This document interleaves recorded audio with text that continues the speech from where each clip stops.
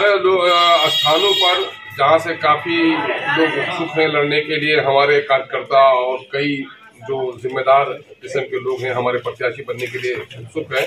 तो हम लोगों ने अभी 11 सीटों का अभी वो है जहाँ हम लोग इलेक्शन लड़ेंगे। वो सीटें हैं तो अररिया, पूर्णिया, कटिहार, किशनगंज, ये चारों जगह सीमांचल के हैं। यहाँ चारों जगह पर हम लोग अपना कैंडिडेट उतार रहे हैं। दरभंगा में उतार रहे हैं और मुजफ्फरपुर में, उजियारपुर में, काराकट में, बक्सर में, गया में और भागलपुर में। एक बड़ा आरोप हम लोग का रहता था कि भाई सब हम लोग कांग्रेस के खिलाफ लड़ते हैं।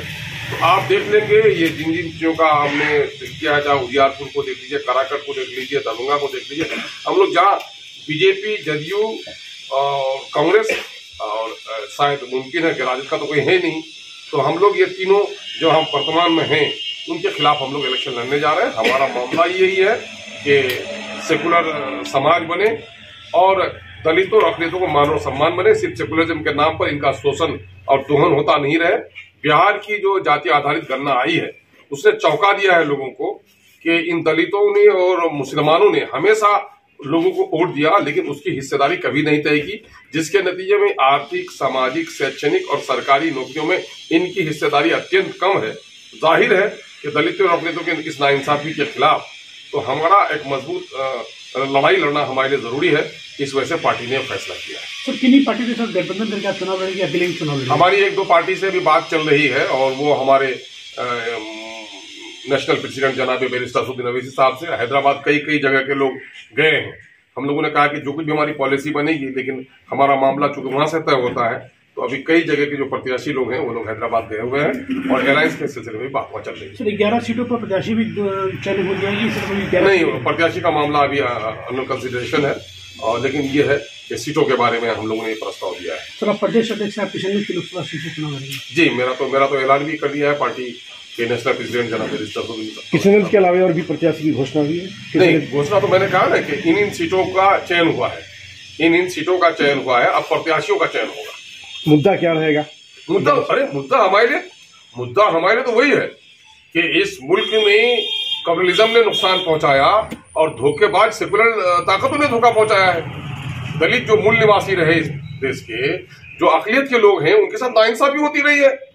और आज देश तरक्की कर गया है। वो पट्टियां जो जहां मुसलमान हैं वहां पर तरक्की नहीं हुई। आप सीमांचल में रह रहे हो, बता लो, सीमांचल का पर कैपिटा इनकम आज भी सबसे कम है, नौकरी में हिस्सेदारी सबसे कम है। मामला यही है कि राज्य के दूसरे हिस्सों में भी हमारी हकमारी हो रही है। हम लोग तो चाहते ही हैं कि भाई हम लोग ये है दलितों को इंसाफ मिले और सेकुलर सरकार बने, तो हम लोग तो ये मामला कर ही रहे हैं। अभी हम लोग चाह रहे हैं, अररिया से भी हमारे हम लोग तय कर देंगे करीब, और कटिहार से अभी आदिल साहब का नाम हम लोगों के पहले से हो रहे हैं। उन्होंने असेंबली इलेक्शन भी छोड़ दिया था पार्टी के कामकाज की वजह से, और पार्टी के समर्थित कार्यकर्ता रहे, काफी दबाव है, तो आदिल हसन एडवोकेट वहां पर पार्टी ने उसका प्रस्ताव भेजा। अच्छा, आप पर विश्वास किया गया है? मैं अपने प्रदेश अध्यक्ष जनाब अख्तरुल इमान साहब, इंजीनियर आफ्ताब साहब, इत्याक साहब, इशाक साहब और डॉक्टर रामदयाल जी और पूरी जो प्रदेश की टीम है, पूरे जिला की टीम, पूरे बिहार के MIM की टीम ने मुझे कटिहार से जो नाम भेजा है बैरिस्टर असदुद्दीन ओवैसी साहब अकबर साहब के लिए, प्रभारी महोदय हमारी हुसैन के जरिए, मैं उनका शुक्रिया अदा करता हूँ। क्योंकि हमारी लड़ाई भाजपा से भी, जदयू से भी और तथाकथित सेकुलर ताकतों से भी, हमारे साथ नाइंसाफी की है। अभी RJD का एक भी MP नहीं है लोकसभा में। अभी एक कांग्रेस है, बाकी जदयू है, भाजपा है, तो हम उसके खिलाफ कैंडिडेट दिए हैं। अब RJD तो इसमें बोल नहीं सकती, ये तो बात साफ है ना। आप मेरी आवाज़ उठाते नहीं है। CA/NRC पर जो लड़का आमिर हमजला की मौत हो गई, उस पर तेजस्वी यादव गए नहीं।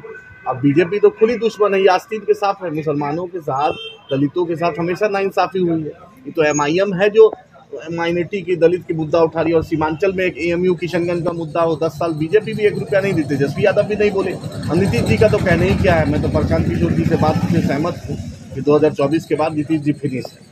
हमारी लड़ाई बीजेपी से क़यामत के सुबह तक आइडियोलॉजिकल डिफरेंस है और रहेगा, हम लड़ेंगे।